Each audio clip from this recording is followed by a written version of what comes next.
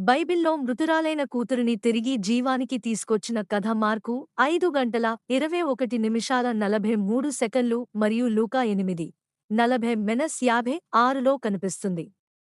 ఈ సంఘటన యైరోపు కూతురు గురించి. యైరు అనే ఒక సమాజపు ప్రధానుడు యేసును దగ్గరకు వచ్చి, తన కుమార్తె బాగా అనారోగ్యంతో ఉందని, ఆమెను నయం చేయమని వేడుకుంటాడు.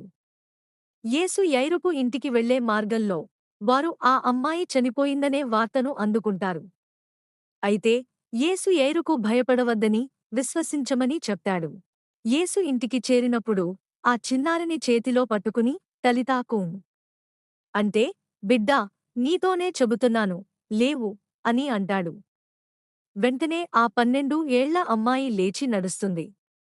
ఆమె కుటుంబ సభ్యులు ఆశ్చర్యచకితులవుతారు, మరియు యేసు ఆ అద్భుతాన్ని గోప్యంగా ఉంచాలని, ఆమెకు తినడానికి ఏదైనా ఇవ్వాలని చెబుతాడు.